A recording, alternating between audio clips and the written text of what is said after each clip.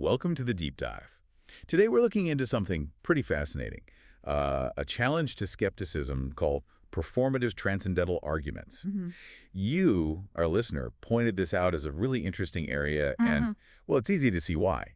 It digs into how some philosophical doubts might just sort of collapse under their own weight when someone tries to state them. Exactly. Yeah, it's about that self-undermining quality. We'll be leaning on Adrian Barden's work here to help unpack it. Right. And, given the great sources you sent over, it's obvious you're already digging deep into how we know things, the limits of doubt, all that.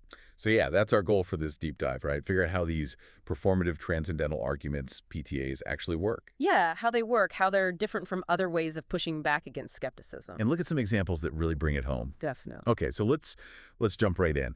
What are these PTAs? What's the basic idea? Okay, so the core idea is that PTAs focus on statements or propositions that become false because you assert them. Huh. So the act of saying it makes it false. Precisely. It's a specific kind of self-refutation. It's not just about the words, but the act of using them. So different from just a logical contradiction within the statement itself. Right. And this is where, as you probably saw in Barden, we need to make a key distinction first between self-falsifying and self-stultifying propositions. Okay, self-falsifying. That's the more direct one. Like, all statements are false. If that statement is true, well, then it has to be false. It directly contradicts itself. Got it. Yeah, that's a classic brain twister. Uh-huh. Oh. Now, self-stultifying is a bit different. It's not that the statement itself is necessarily false in its content, Okay. but by affirming it, you kind of kick the legs out from under your own justification for saying it. Can you give an example? Sure. Think about, I never have good reason for the statements I make. If that were true, then you wouldn't have a good reason to believe that specific statement either. Ah, okay. So you undermine your own authority, your own epistemic right to make the claim. Exactly. You make it pointless or stultifying to assert it. It's about whether you even have the standing to make the claim seriously. Right. So one is a direct logical hit. The other pulls the rug out from under the speaker's justification. Where do PTAs fit? PTAs are a type of self-falsification, but a very specific type. Performative self-falsification. Performative. Meaning the proposition becomes false because what it asserts clashes with the act of asserting it. The performance is key. The performance. The doing of the saying. Got it. Now, this seems tied up with self-referential statements. Can you clarify that link? Absolutely. Building on ideas from thinkers like Boyle, Grisses, Tollefson, a statement is self-referential if the proposition, the actual content, refers back to some aspect of the statement itself, like the sentence used, or the act of saying it, or even the proposition's own nature. Okay, examples might help here. Sure. All statements can be made in English. That statement is about statements, including itself. Or, all propositions are either true or false.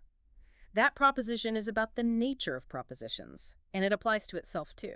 Okay, I see that self-reference loop. How does that connect back to the performative self-falsification?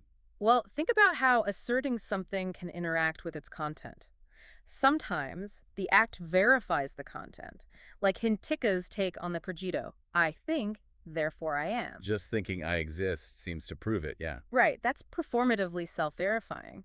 But PTAs focus on the flip side, performatively self-falsifying, where what's asserted just doesn't square with the assertion itself. Like saying I do not exist. Exactly. Or nothing can be asserted. The very act seems to instantly contradict the claim being made. This is where it starts getting really deep. Kant's example about material objects. That one always struck me. Ah, yes. Kant argues that saying, I have had no contact with material objects is performatively self-falsifying. How does he get there? It seems less obvious than I don't exist. It's definitely more complex. His idea is that to even think thoughts in sequence, to organize them, which you need to do to make any affirmation. You need the concept of alteration, of change over time. And for Kant, crucially, this concept ultimately relies on experiencing objective alteration, which implies interaction with a material spatial world. Wow.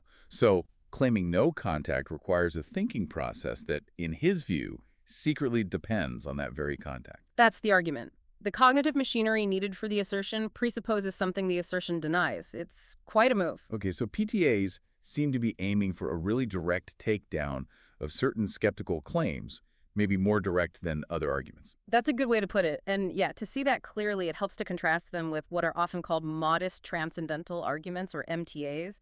Barry Stroud is a key figure here. Modest ones. How are they different? Well, MTAs usually don't try to flat out prove the skeptic is wrong about reality. Instead, they try to show a certain belief is, say, invulnerable to skepticism. Invulnerable. Meaning you can't really doubt it consistently while still acknowledging people hold the belief. Or they argue a belief is indispensable for how we think about the world at all. Indispensable. Like we just can't get rid of it. Pretty much. Without fundamentally messing up our whole conceptual scheme. Strawson's argument about needing enduring particulars to think of an objective world is often seen as an example of arguing for indispensability. So an MTA might say, look, skeptic, even to formulate your doubt about X, you seem to be relying on Y. Exactly. But it doesn't necessarily claim Y is, absolutely metaphysically true, just that it's a necessary feature of our thought or experience. Okay. Stroud also had this interesting point about color judgments. He argued they might be irreducible. You can't fully talk about colors into talk about, say, wavelengths or neurons firing. And if that's true, you can't consistently acknowledge people have beliefs about color and then claim all those beliefs are false, because our very grasp of what color means seems tied to applying it to things. Interesting. But these modest arguments, they face challenges too, right? I mean, philosophy is never that easy. Oh, absolutely. One big challenge, Romer pointed this out, is that we're always arguing from within our conceptual scheme. How can we be sure our indispensable beliefs actually latch onto reality as it is outside our way of thinking? Right. The framework itself might be flawed, even if we can't step outside it. Precisely. And Stern raised a related point. How can a belief be truly immune to doubt if it's still possibly false? Just because we find it indispensable doesn't make it true, does it? Good point. And then there's the circularity worry, especially when arguing about reason itself. Like Meynell's argument against skepticism about reason. Yeah, Meynell suggests denying we can ever rationally support any statement is self-stultifying. The act of arguing against reason seems to presuppose reason. But, as Fowler pointed out, isn't that using logic to defend logic? The skeptic can just say, you're assuming the very thing I'm questioning. It feels circular. Lonergan had a different take, though, didn't he? More direct. Right. Lonergan argued it's just performatively incoherent to deny you're a knower, because the act of denying involves understanding, judging, affirming all acts of knowing. Okay, so summing up the modest ones. Yeah. MTAs try to show certain beliefs are deeply embedded, maybe unavoidable for us, making skepticism about them difficult to maintain consistently. But they might not give us absolute proof those beliefs are true about the world out there. Got it. So how do the PTAs try to go further? You said they're more direct. They aim for a more direct confrontation. They try to show a flat-out incompatibility between the skeptic managing to assert their doubt and the actual scenario the doubt describes. An incompatibility. And you mentioned two main ways they do this, based on that performative self-falsification idea. Exactly. Two main flavors. The first focuses on the impossibility of the act of affirmation itself if the proposition were true. This often involves what philosophers call pragmatic presuppositions. Pragmatic presuppositions, Yeah. like things that have to be true for the act of speaking to even make sense. Basically, yes. The conditions needed for the speech act itself. The classic example here is Descartes' cogito, framed negatively. I do not exist. We touched on that. Right. To assert I do not exist, you have to be there thinking or saying it. The act of asserting requires an existing asserter directly contradicting the content. The statement eats its own tail, performatively speaking. You got it. That's the first type. The second type focuses on the meaninglessness of the affirmation if the proposition were true. This relates to semantic presupposition. Meaninglessness. How words get their meaning. Exactly. And the go-to example here is derived from Hilary Putnam's famous brain in a vat argument. Ah, the BIV. Hey. Always a fun one. How does it become a PTA? Well, Putnam argued for content externalism, the idea that what our words mean depends partly on our actual causal interactions with the world outside our heads. Okay. So if we had always been brains in vats, totally cut off from real brains, real vats, real trees, whatever, we wouldn't have the right kind of connection to those things for our word brain to actually refer to a brain, or vat to refer to a vat. Our terms wouldn't mean what we think they mean. Whoa. So the statement, I am a brain in a vat. If it were true, according to this view, the terms brain and vat wouldn't successfully refer to actual brains and vats. The statement would, in a sense, undermine its own meaningfulness. So The skeptic, trying to state the BIV hypothesis, is using language that, if the hypothesis were true, couldn't mean what they needed to mean. That's tricky. It's very tricky.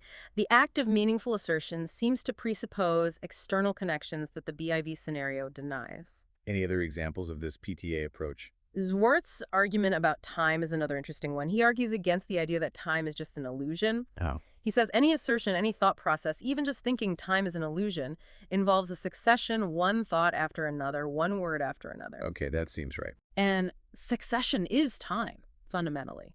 So the very act of asserting or thinking relies on the temporal succession the assertion itself denies. It's performatively self-falsifying. These PTAs definitely pack a punch. Ooh. But are they foolproof? Can the skeptic escape? Well, they're not necessarily knockdown arguments against all skepticism. Take the Putnam-style BIV argument. A skeptic could push back against content externalism itself. That's a whole other debate. Right, you'd have to accept the theory of meaning first. Exactly. But, as Barden points out, even if PTAs don't offer a final refutation, they really raise the stakes. How so? They force the skeptic to see potential clashes between their specific skeptical claim and other big theoretical commitments they might have, like a theory of meaning or assumptions about thought processes. So it's less, you're wrong, and more, okay, if you want to maintain this skepticism, look what else you might have to give up. Precisely. PTAs highlight these potential inconsistencies. They don't just ask, can you know X? They ask, can you even coherently state your doubt about X without tripping over your own feet, philosophically speaking? So they force a kind of philosophical dilemma. Yes. By being so confrontational, PTAs really show the power of transcendental arguments generally. They push skeptics. Either rethink the skepticism or jettison other important beliefs to maintain consistency. Okay, let me try to wrap this up. Mm-hmm. We've seen modest transcendental arguments, MTAs, which try to show certain beliefs are maybe unavoidable or indispensable for us. Right, focusing on invulnerability or indispensability within our framework.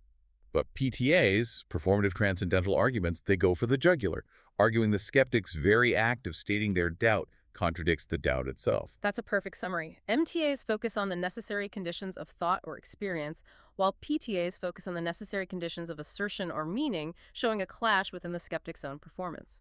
And exploring this, for you listening, it really underscores how tangled questions about knowledge and reality are. It forces us to look at the very deep assumptions baked into our thinking, our language, our experience. It really does, and maybe that leads to a final thought for you to chew on. We've talked about cogito, BIV, time. What other skeptical claims out there might be vulnerable to this kind of performative critique? If someone doubts, say, the existence of other minds or the reliability of memory, what deep-seated theoretical commitments might they have to abandon to consistently voice that doubt? Think about it. What does the very act of doubting presuppose in those cases? That's where PTAs get really interesting.